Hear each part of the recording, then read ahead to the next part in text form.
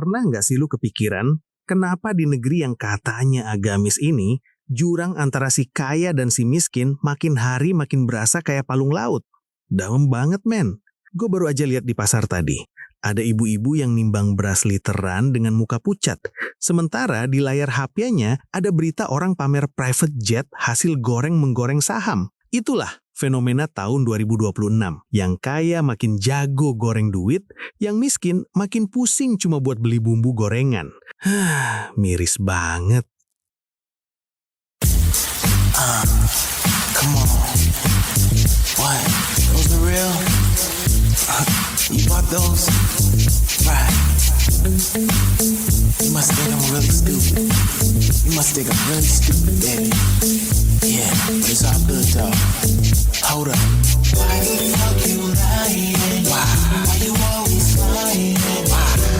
Oh my God. Stop fucking lying. Yeah. Oh, you had me so close.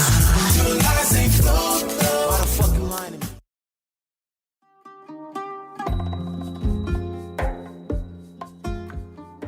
Dalam ekonomi Islam, ada prinsip yang bunuh-bunuhan sama sistem kapitalis hari ini. Bunyinya, likalla yakuna dulatan bainal aghniya minkum.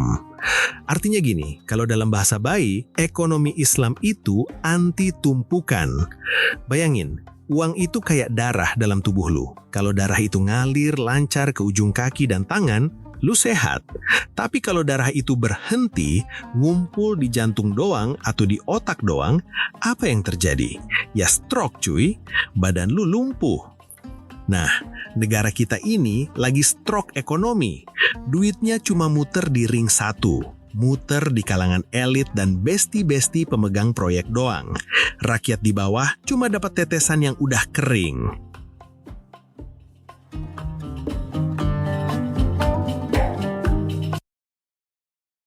Makanya, Ramadan hadir bukan cuma buat nahan lapar.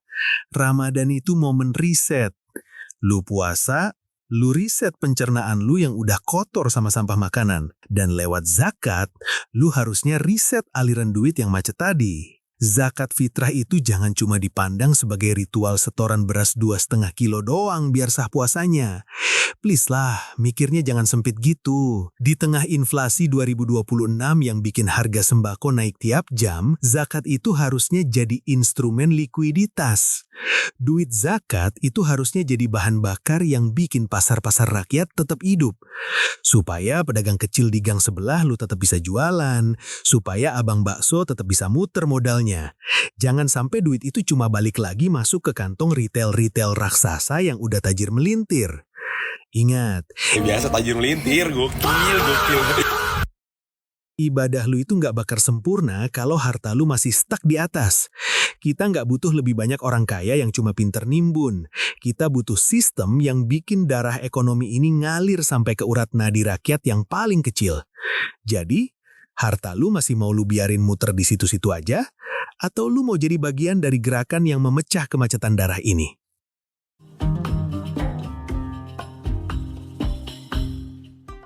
Oke, kita masuk ke zona yang agak panas. Lu sadar nggak, di tahun 2026 ini, kita masih sering disuguhi konten poverty porn, video orang kaya bagi-bagi beras sambil direkam, atau antrean ribuan orang di bawah terik matahari cuma buat dapat tas kresek berisi minyak dan mie instan. Gue sebut ini sebagai ritualisme konsumtif.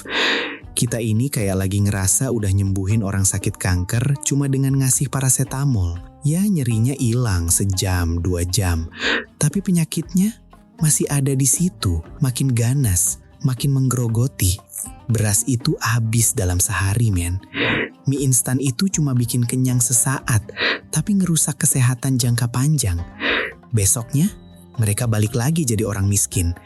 Besoknya lagi, mereka tetap gak berdaya. Kita gak lagi ngeluarin orang dari kemiskinan. Kita cuma lagi memanjakan kemiskinan, biar kita ngerasa jadi orang baik. Bukannya itu egois banget? Kalau kita ingin maju sebagai umat ya, kita harus meninggalkan zakat. Zakat itu nggak populer. Quran juga tidak terlalu mempopulerkan zakat. Pada masa Nabi, pada masa sahabat juga nggak populer. Yang populer apa? As-sadaqah. Khudh min amwalihim sadaqah. Bukan dikatakan khudh min amwalihim az-zakah. Kalau zakat saja dianggap tidak populer di zaman Nabi, apalagi MBG. Izin Pak Menteri, mohon izin.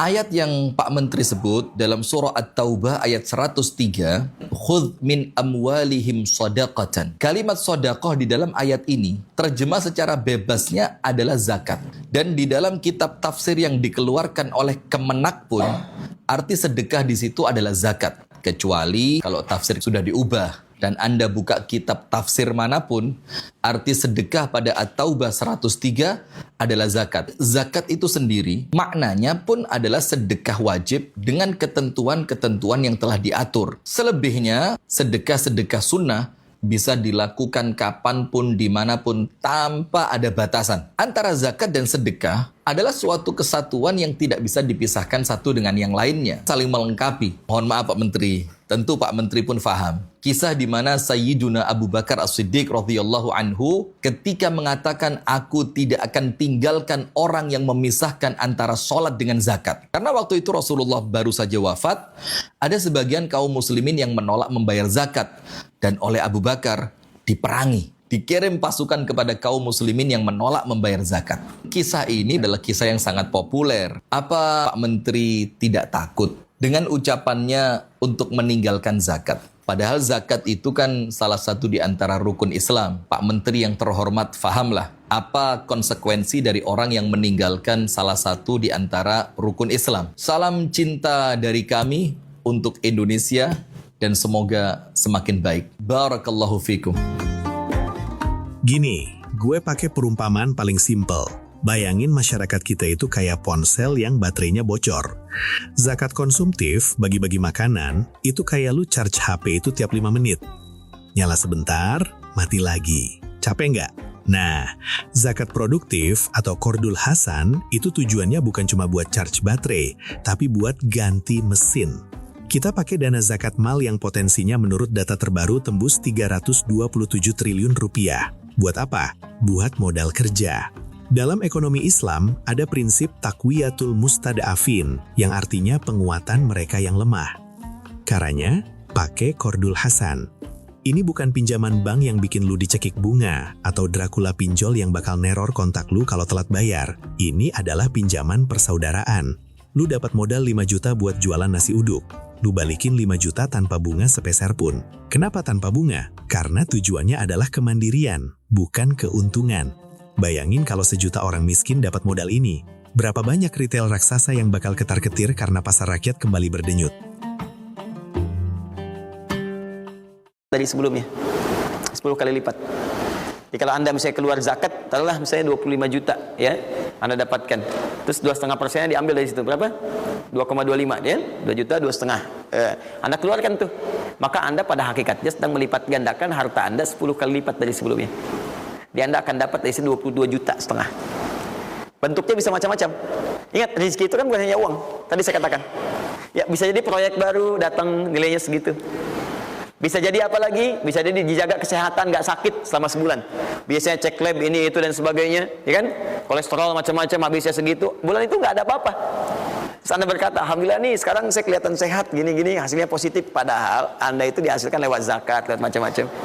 Nah, misalnya nggak ada konflik, nggak ada masalah di hari itu, yang kalau diselesaikan nilainya 22 juta.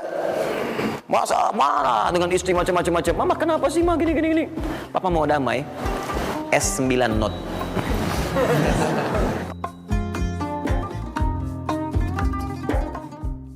Target kita siapa? Jelas, pedagang kecil, tukang sayur, abang gorengan yang tiap hari disandera sama harga bahan baku yang dimonopoli korporasi gede. Di tahun 2026 ini, kita lihat gurita bisnis itu masuk sampai ke gang-gang sempit lewat retail modern dan platform online yang ngisap margin pedagang lokal. Kenapa kita biarin rakyat cuma jadi penonton yang antre makanan gratisan? Padahal mereka punya tangan yang kuat buat megang sutil. Mereka punya kaki yang kuat buat muter roda gerobak. Kenapa zakat nggak dipakai buat rebut balik pasar itu?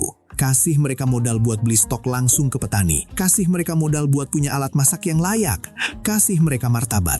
Karena dalam Islam, tangan di atas itu lebih baik. Tapi tangan yang bisa mandiri dan ngasih makan orang lain itu adalah puncaknya kemuliaan. Jadi pilih mana? Terus-terusan menyuapi kemiskinan atau mulai mempersenjatai rakyat buat ngelawan ketidakadilan ekonomi? Aku mau nanya sih, ini luar konteks ya. Oke. Di Islam itu ada persembahan nggak? Perpuluhan. Perpuluhan nggak ada. Persembahan? Persembahan sedekah ada. Namanya sedekah. Persembahan Tapi sedekah. sedekah tuh wajib dikasihin ke gereja di masjid atau ke orang-orang? Ke orang-orang langsung. Oh. Tapi nggak wajib kan? Nggak wajib. Tapi ada yang wajib namanya zakat. Oh ya, Zakat wajib. Zakat wajib. Apa itu zakat? Zakat itu adalah pungutan wajib yang diberikan pada setiap muslim yang sudah punya harta melewati batas tertentu dan sudah mengendap selama setahun. Dikeluarkan 2,5%-nya. Iya, 2,5%. Ke siapa?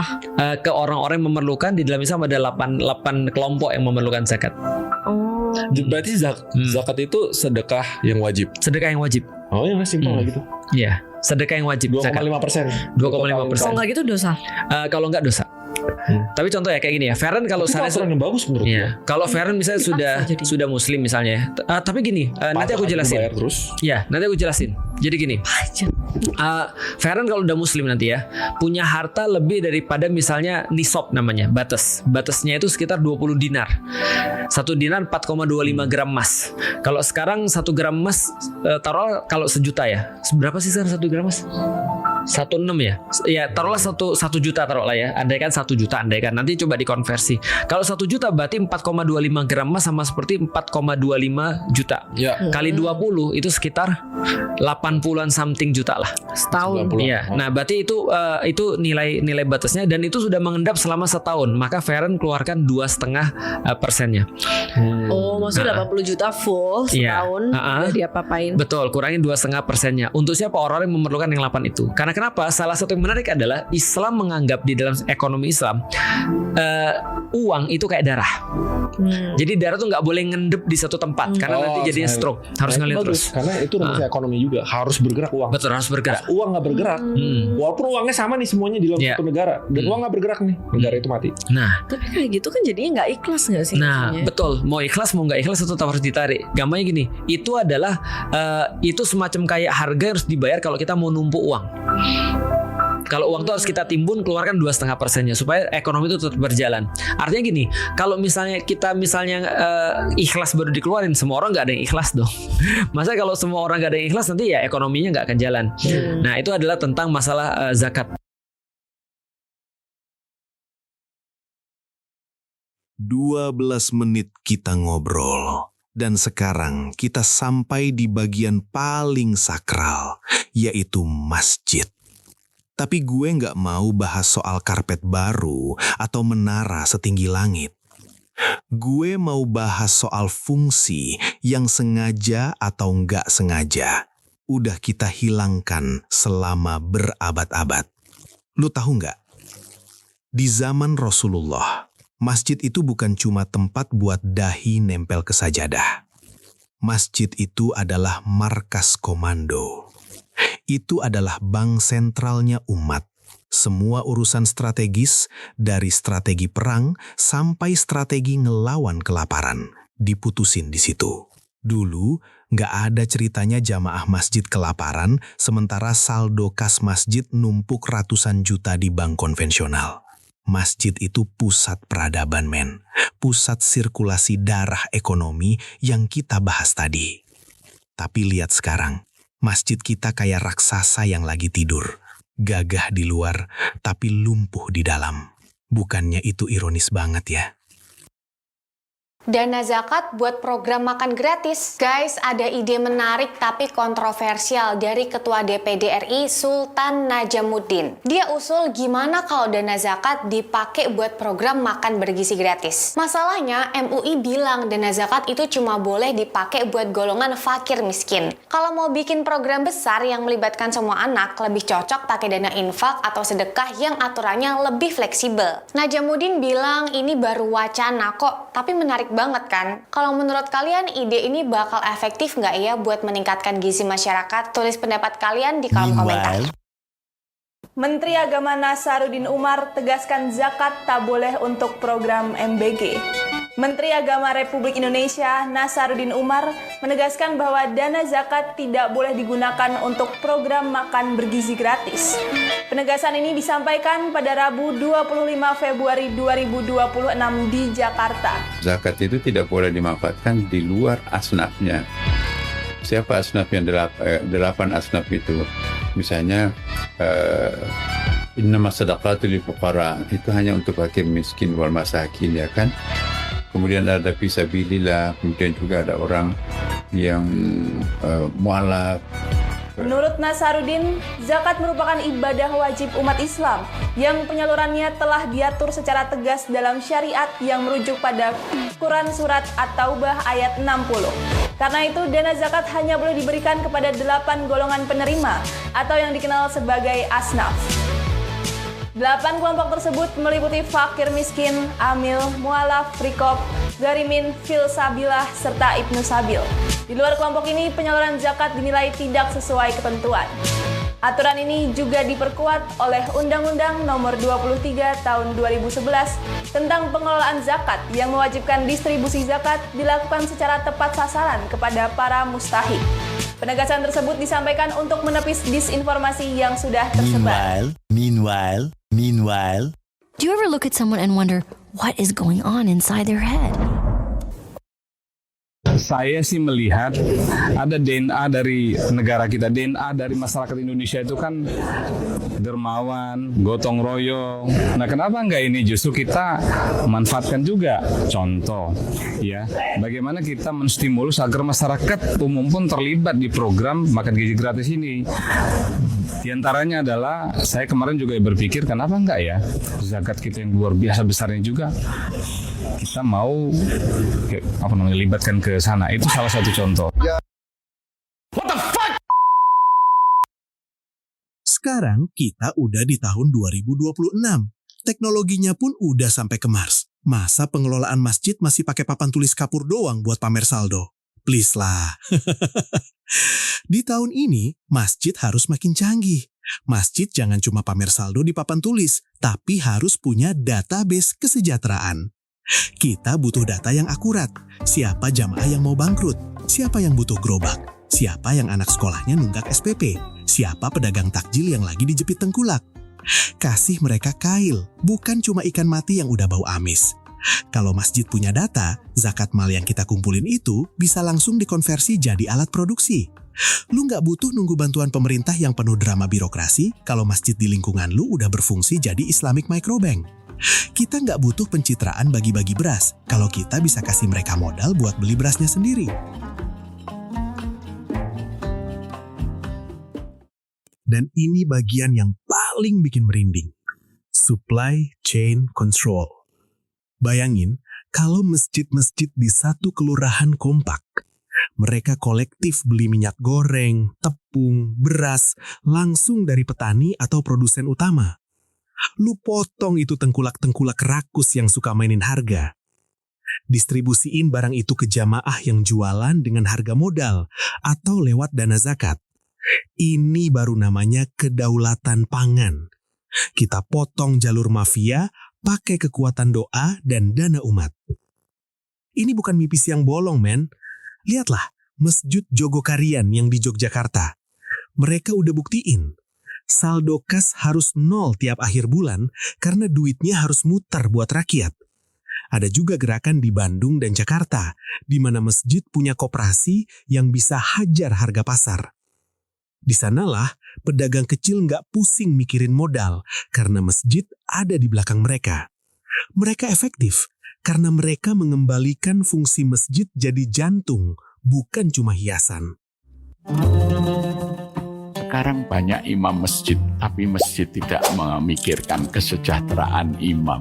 Akibatnya masjid-masjid imamnya jorok. Maksudnya jorok-jorokan loh sing dadi imam gitu ya. Maka kalau masjid punya uang, mengambil yang hafal Quran, yang suaranya bagus. Kami Jogokarian ini punya 2 imam tetap, 1 imam cadangan. Imam tetap itu kami gaji sebulan 6 juta sehingga 12 juta 2 orang. Cadangannya 3 juta. Jadi kami menggaji imam itu sebulan 15 juta. Tapi bukan dari infak. Dari mana? Dari hasil wakaf produktif. Sebab kalau imam nggak dipikirkan kesejahteraan, ya sak kecekeli sing dadi imam. Lah kalau kita tidak memikirkan imam dengan baik, jamaah kita tidak mendapat imam yang baik. Sing ngerti bacaan bener, imam nira bener. Rasanya nggak khusyuk sholat itu. Yang panjang dipendekkan, yang pendek dipanjangkan, makhorijul hurufnya nggak jelas, makmumnya menjadi kurang khusyuk. Nah, ambillah, pikirkan kesejahteraannya, merebutnya, supaya jamaah tenang, angkat security, digaji dengan cukup. Ya, itu. Berbahagialah kalau ada di antara kita yang diberikan oleh Allah kekuatan dalam hatinya untuk mau memakmurkan masjid dengan semua jenis kegiatan yang mampu dilakukan. Apa yang dimaksud memakmurkan itu? Ya. Yang pertama, dia membawa misinya ke masjid itu karena imannya supaya cari bekal di hari kiamat untuk pulang. Itu satu. Wa ataz zakah, nanti mengelola potensi zakat dengan baik. Walam yakhsha illallah, dan menerapkan hukum Allah di masjid. Jangan samakan zakat dengan sedekah. Sedekah tiap hari kita disuruh keluarkan. Tidak ada syarat 1 tahun, tidak ada nisab 85 gram emas kadar minimalnya, tidak ada juga persentase 2,5%. Antum punya uang 10 miliar mau disedekahin semua silahkan. Tapi setiap hari sedekah fungsinya memperbanyak harta. Beda fungsi. Zakat mensucikan, kalau ini sedekah memperbanyak harta. Dan kata Nabi SAW dalam hadis Bukhari, setiap pagi Allah turunkan 2 malaikat, yang satu mengatakan ya Allah lapangkan rezeki orang sedekah, yang satu mengatakan binasakan orang yang bakhil atau pelit. Awas, ada peringatan di Al-Baqarah ayat 267. Wala tayammamul khabitha minhu tunsiqun walastum biakhidhihi illa an tughmidu fi. Jangan kamu infakkan pada orang lain yang kamu tidak suka. Melihatnya aja kamu enggak suka, dikasih orang. Antum punya uang 50.000 1, wah masih keras, bagus, luar biasa. Masuk dompet enak dilihat. Yang kedua, wah sudah lecek, dekil of the kumel. Wah dilihat gak enak, baunya gak nyaman. Tiba-tiba ada orang lewat, Pak, sedekah Pak. Pertanyaan saya, maaf, mana yang antum berikan? Yang lecek atau yang bagus? Tuh. Ingat, kalau urusan zakat mal, berikan yang bagus. Zakat mal, pilih.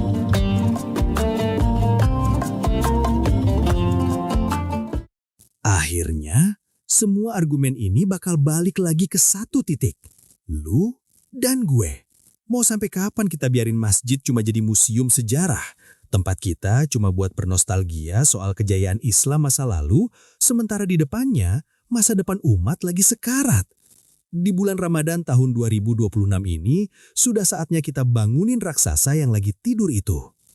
Terlebih ya, gue sedih men, kalau lihat saldo kas masjid dipajang bangga sampai ratusan juta, tapi di saat yang sama ada jamaah yang nangis di pojokan setelah sholat, bingung mau cari pinjaman kemana buat bayar kontrakan yang udah nunggak. Tuhan gak butuh uang kita yang numpuk di bank-bank besar itu. Tuhan mau kita lihat tetangga sebelah, lihat pedagang kecil yang gerobaknya udah reot, lihat mereka yang disandera sama sistem yang rakus. Mari kita ambil alih kendali ekonomi itu. Rebut kembali dari tangan-tangan kotor yang cuma peduli sama profit dan balikin ke rumah Allah untuk kemaslahatan umat. Karena, dengerin gue baik-baik, ekonomi Islam itu bukan cuma soal label halal di kemasan, tapi soal keadilan di atas piring setiap rakyat. Jangan biarkan ibadah kita cuma jadi ritual kosong tanpa bekas. Jadikan zakat lu sebagai peluru, jadikan infak lu sebagai modal perlawanan. Gue izin pamit dari meja angkringan Malam FM. Selamat berbuka bagi yang menjalankan, selamat merenung kembali bagi yang masih punya hati, dan selamat berjuang buat kita semua yang menolak untuk menyerah pada keadaan. Sampai ketemu di episode depan. Peace.